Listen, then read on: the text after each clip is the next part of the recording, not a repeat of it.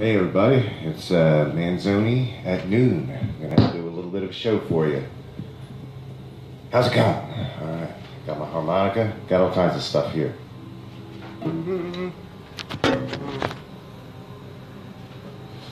Alright.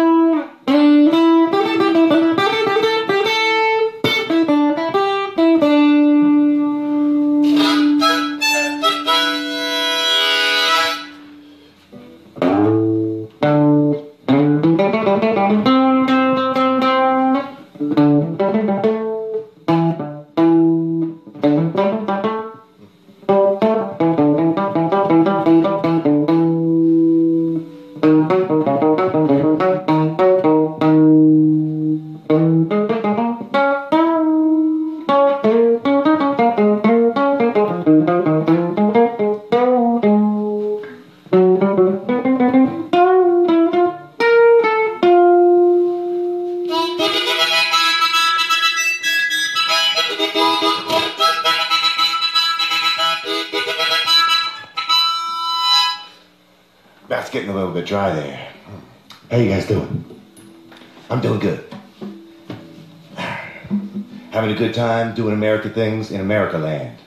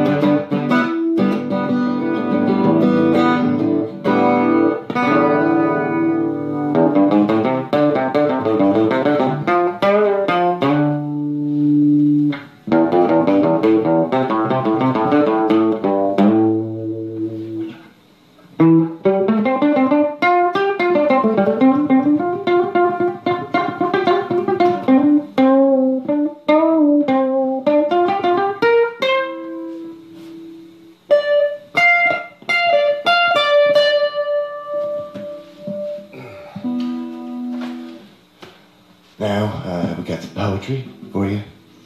Okay, let's turn this down.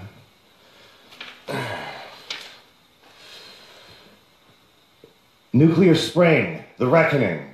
This American carnage, it has me thinking. It has me envisioning a speculatory future. A distant future, perhaps. Not so. Perhaps we should all break down and prepare for the reckoning. And I reckon that when that time arrives, you'll be wondering why. How could the world, how could America, how could we, with our heads implanted firmly in the sand, be so cruel and ignorant of the suffering of others, unless it makes for an above-average photo op? Save the children, enslave the children, except when it is for your bottom line. You enslaved your mind with battened down Trumpian ignorance, while everyone except the chosen few suffer and writhe in the nuclear winter of our hearts. Nuclear spring, the Arab Spring, these are not things that we'd like to hear, let alone fully understand and realize. Remote operation, unmanned, flying, weaponized drone, scourge of the skies. When will you realize that the bombs are killing us too? Here's the next one. American Carnage number 4. Fake news. Do not deny reality. Don't discount what you can see happening before you. Despite what our president says, it's not all fake news. Do not swallow these falsehoods. Propaganda, I can't stand the lies that you're telling us all to believe. Do not be deceived by the petrochemical and casino warlord real estate CEOs and all those who have chosen to follow them. Remember when the political landscape seemed simpler? Back in the days of George W., when it was mission accomplished. Now, those days are finished. And a lot of us are looking back into the past. We're scratching our heads, reflecting upon all the events that led us here, to the clear and present danger. That is the year 2017. Do you know what I mean? So do not deny reality. Don't ignore what it is that you see broadcast live internationally. Despite what our president proclaims, it is not all fake news. You would do well to cast off these falsehoods. I got some poetry here now. I'll do some American Carnage, the novel, because, yeah, that's what I like to do. Chapter 33. Hold up this fucking guitar here, right? Spendity versus Van Scooney, Washington, D.C., RSA. Friday, April 18th, 2092. 7 p.m. Eastern Standard Time.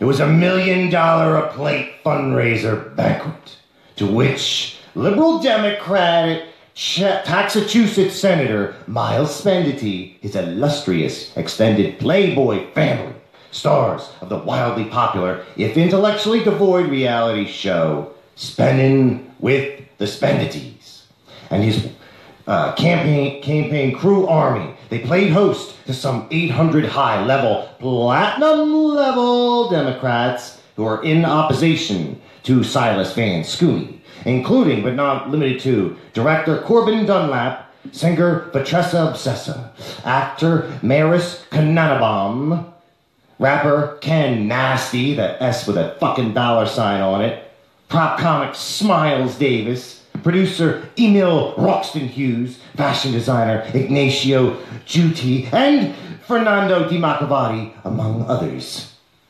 It was a who's who of the few who were left that were able to carefully voice their opinions against the Republican Party. And it was what many termed financial security. The entire lot of them were one bad divorce or business venture from the poorhouse. And the second that would happen, Eagleman's people, well, they'd be there. Right there for them. But none of them had to worry about that, tonight anyway. Since the laws had been pencil-fucked by lawmakers like Eagleman and the Recognizer 5000, there were now all kinds of little loopholes. And where there were no holes, the Republicans made some of their own. Quite a few, actually. Hence Eagleman's third-term presidential run. Hence the disgraced ex-president, Van Scooney, thinking he can slither back into office. After doing such a terrific job the first time, you know. Van Scooney was not popular. Still, though, it was possible that he could win the primaries over Spendity with the right moves. Even though Van Scooney possessed none of these moves, he had more than enough liquid cash to hire an army of cackling, slack-jawed sycophants who did, in theory, a democratic election is a popularity contest. In theory, except this was increasingly not the case. No, just because people get the most votes doesn't mean that they won or should have won. Nah, who needs that? And as such, the Republicans gerrymandered all the districts straight to hell. They'd begun their work decades ago, and nobody had gotten around yet to putting a stop to it, so it continued into the present. And it inspired Van Scooney, his latest dream, to take the Democratic primaries with less votes than anybody in history. It was clear, even then, 2 years before election night, 2094, that Spendity could win it all. Maybe not the presidential election, but definitely the primaries. Because people, well, they're attracted to natural charisma, especially in the case of politicians. This was something Van Scooney lacked immensely. The fact that he was ever elected at all in the first place was a testament to how clueless the American public can become at times. Fool me once, shame on you. Fool me twice, shame on the whole goddamn system. There were many celebrities who attended either gala that evening. It was clear, though, as to who had the better celebrities and who was scraping the bottom of the barrel. Van Scooney had to pay ridiculous sums just to get who he did, D-list celebrities, at best, to show up and pretend like they wanted him to be president again. His people handed out leather briefcases full of money right at the door, whereas people were paying $1 million a plate to dine with the Spendities. Now, what does Spendity have that I don't got? Said Van Scooney to his assistant as he peeked through the stage curtain at his mostly bored audience of weird character actors and has-been pop rock musicians who definitely seemed like they were high on a number of things, mostly drugs and their own ridiculous egos. A TV show. Bah! Exclaimed Van Scooney.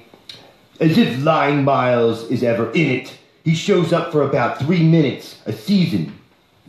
Yeah, but for those 3 minutes, everyone's glued to their screens, posting about it on the wire to no end. 3 minutes? That's right, Mr. Van Scooney. There's more love for this man in 3 minutes of airtime than there was for me my entire term in the fucking Oval Office. That wouldn't have stopped Nixon. Of course. You know, you could probably learn a lot from him. Well then, send him over. He's been dead for almost 100 years. Oh, that Nixon. I was thinking of Frederick Douglass. Maybe you should get him down here. Tell him that I'll pay him whatever he wants for an appearance, and I'm not going to take no for an answer. The assistant's face constricted under the weight of the confidently professed falsehood.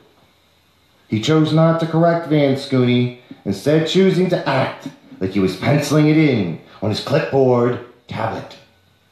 You got it, sir, said the assistant. It was easy to tell when Van Scooney had no idea what he was talking about. He would often lose his train of thought at inopportune times, which was extra problematic when compounded with the fact that he loved to go off the cuff when it came to speeches and public appearances. It didn't make a whole lot of sense that he was spending the GDP of a small African country for Harvard-educated, magna cum laude speechwriters and some of the best PR people in the business. And then he wouldn't listen to them or use their work anyway. Van Scooney, he made a lot of mistakes in office and on the campaign trail. And if you can believe it, he was about to make a lot more. Silas Van Scooney's plot, Washington, D.C., RSA. In a desolate drop-ship parking garage by the stadium, Van Scooney met with one of his constituents. He was disguised as another man, as would the fellow he would be meeting. After all, it was serious business, what they were doing. Some serious conspiring. The man whom Van Scooney was scheduled to meet was smoking a vape cigarette in a corner by the 8th floor elevator, next to a 4-foot-tall red and black "No smoking, no vaping" sign. No fumar, that is, for the Spanish-speaking audience. The man at the top, rules were merely a suggestion. "You're late," said the man, clad from... you're late," said the man clad from head to toe in a silky black rad suit, mirrored black sunglasses, and a phony, computer-augmented British accent. He placed the vape in his left front pocket and proceeded to tip his brown checkered trilby hat towards the gelatinous mound of fat and formless clay that was Van Scooney. "No, I'm not. I'm not late," answered Van Scooney, pointing to the time on his platinum watch. Yes, you are. Yes, said the man. "No, I'm not. You were supposed to be here this time yesterday." "Was I?" blurted Van Scooney. "Yes, I tried to get a hold of you, but going through the avenues that we have to, I got stonewalled by the people at your office. It's not easy when everyone's asking questions to keep everyone's story straight." "Oh, sorry, I had no idea. It was my secretary." "Shut up and give me the code." It was the code to an encrypted message. The message itself was a detailed order, and that order was written in Russian. Its contents, 3,700 digitized pages of what amounted to a detailed account of payments, arrangements, and 1,000 other things. Though the message contained was clear, Van Scooney paid off the Ruskies to assassinate Senator Lion Miles Spendity by any means necessary. And not only that, but he was paying them to rig the Democratic primaries, just in case some third-party fringe candidate tried to step in and take over. Either way, it was the very sort of scheme that was very clearly going to go off without a hitch. Thank you very much. All right, let's do that. Hope everyone's having a good lunchtime, and I guess I'll catch you tomorrow.